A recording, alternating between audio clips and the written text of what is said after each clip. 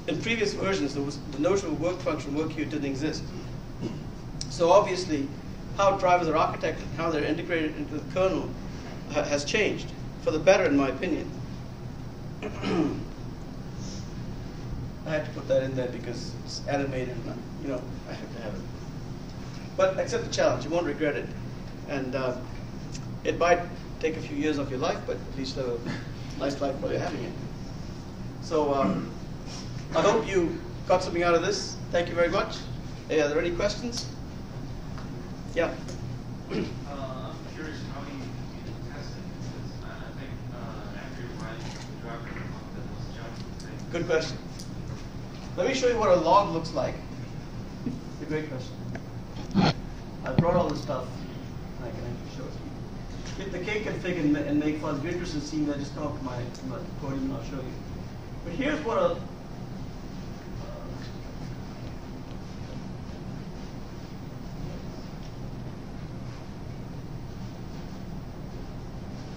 when you have installed, so imagine this, you built the kernel, you've got your SD card reader, you put the card in the reader, you stick it in your PC or whatever it is, you copy the U image to the appropriate space in the SD card, you stick it back in your EVM and you power it up. And now that U image boots. And in the meantime, you've got your serial line, which is the RS-232 port, connected. The RS-232 port on the board. And you've got ADB, Android debugger, right? You see all this stuff coming out. So the good news is, you know, it's doing all this stuff, right? It's telling you what the kernel is doing, where it is, what kind of device it is. Now notice that I had print statements all over the place to tell me what part of the driver am I in. And at some point, okay, I'm going to start getting, because I'm an ADB, I can actually look at the actual file system on the device and look to see if I'm getting interrupts or whatever I want, whatever I expect to see. And from a debug standpoint, let's see if I can find one. Proc interrupts. And notice that way down here,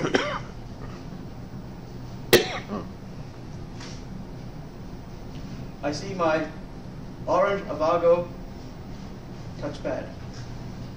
See that? GPIO. Now, when you see this, you think, oh, hang on. I thought it was GPIO 163. Well, the mapping of 163 happens to be 323 in the actual device. Okay? So it got registered as GPIO 163. And here's the actual data from my work function. So what this is telling me is as I toggled my touchpad, it was getting X and Y coordinates. And these were the coordinates it was generating from my testing. This is when I broke out the champagne.